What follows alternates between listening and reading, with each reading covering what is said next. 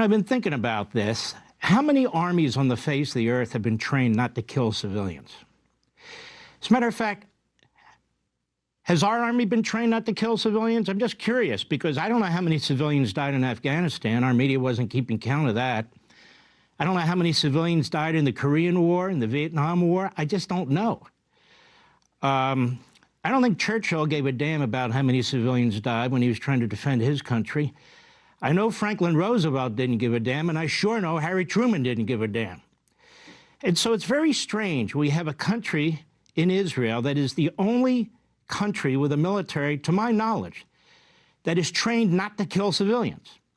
And they're up against an enemy that is trained to kill civilians, both their own Palestinians and Israelis. So I sit here as an observer of the corrupt, pathetic American media, question after question, right out of the box, every single time. Mr. Prime Minister, what are you going to do about the civilians?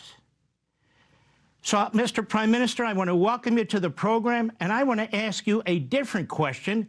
How is the war progressing, and is Israel winning? The war is progressing well, and we're going to win. We have no other choice. It's going well because we put our forces on the ground, and coincidentally, actually, there are fewer civilian casualties because we called on the civilian population in Gaza to leave.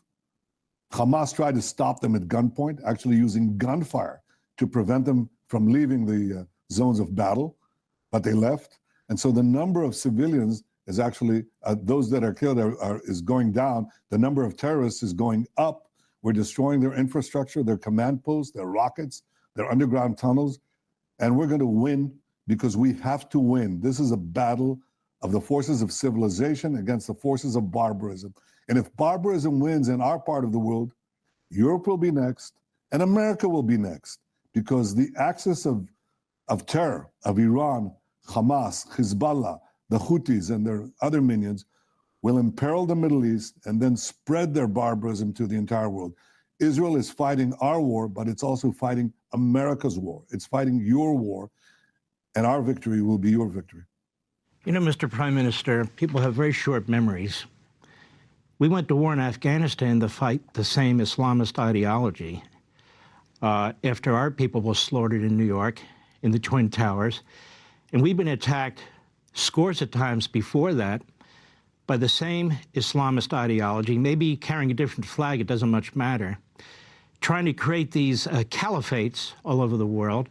They're not really interested in having one state. That's obvious with Hamas. You turned over the Gaza Strip to the Palestinians, and it turned into a terror state. Obviously, you know what's going on in Judea and Samaria now, how that area is being increasingly terrorized by the same ideology and the same individuals. I just wondered, sometimes when you're by yourself and you're thinking about this, and you have to talk to the press, because the battle of ideas and the battle of the press goes on and on and on. And Israel's been through this many times. At the very beginning, Israel supported, and then so much of the world turns on Israel. Sometimes do you say to yourself, what the hell is going on in this world? It's turned inside out. Don't the Western democracies give a damn about what's taking place here? I think a lot of people do, and in America there's a strong backing of public opinion that basically understands that Israel is on the forces of good against the forces of evil. And I saw this massive rally a few days ago in Washington of Jews and non-Jews standing together, shoulder to shoulder, because they understand that. But yes, there is that frustration because we're attacked by Hamas. They storm into our communities, rape and murder women, burn babies, behead people, take hostages, babies, children, elderly, murder children in front of their parents, parents in front of their children. No wonder the German chancellor came here and he said, these are the new Nazis. So what did you do with the original Nazis? Hitler invades Europe, commits the worst savagery. He does the Holocaust on the Jews. The Allies fight back. They invade Normandy. They go through the cities of France and the cities of Germany. The German army places itself in the cities, in civilian neighborhoods, in hospitals, in schools, everywhere.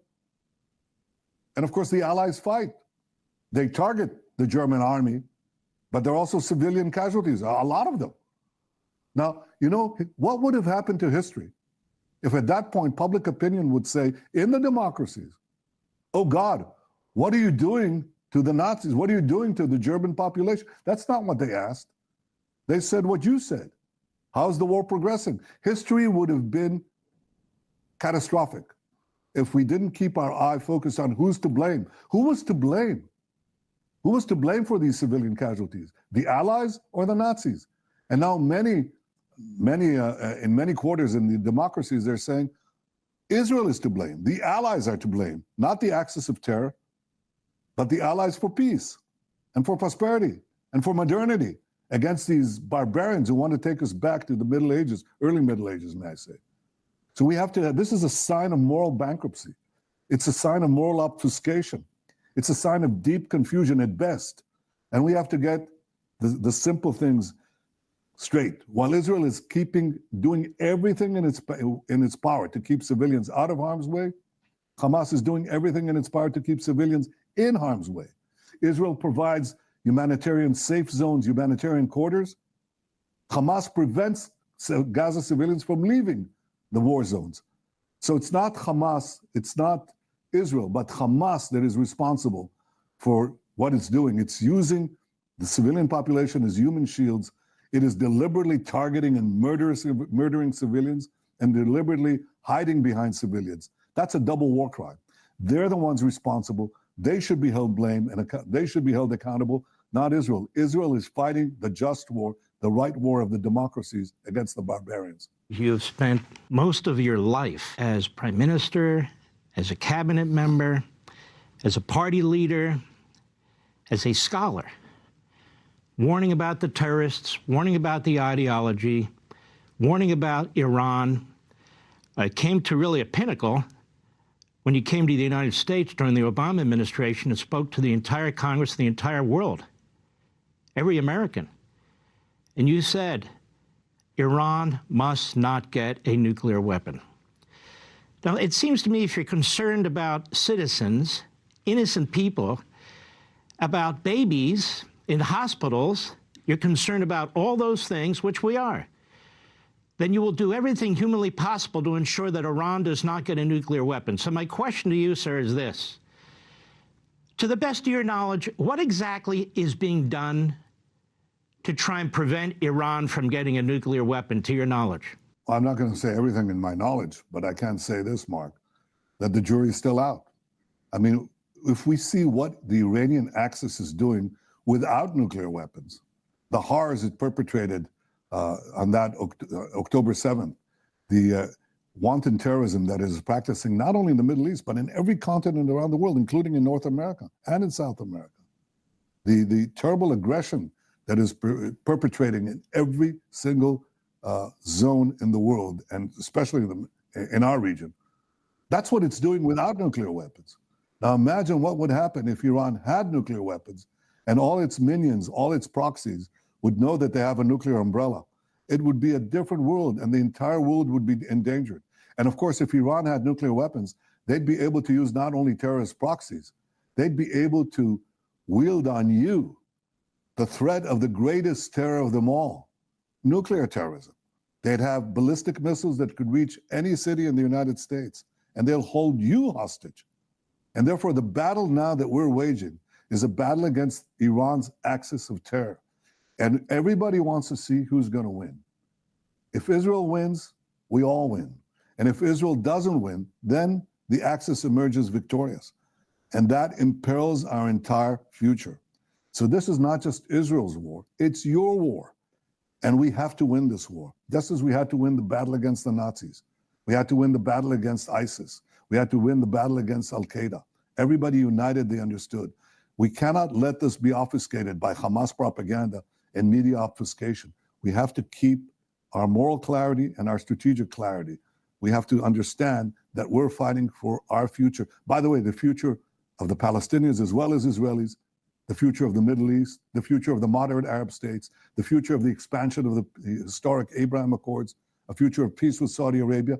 That can all be achieved, but it has one necessary prerequisite: victory, total victory over Hamas. We destroy Hamas, we assure the peace. We destroy Hamas, we assure security. We destroy Hamas, we assure a better future for all. And honestly, this is what statesmen and real leaders, especially at wartime, believe. Lincoln, Churchill, Washington, many of your greatest leaders in the past in Israel and so forth. When you're at war, and a war like this is a war to the end. There's a winner and there's a loser.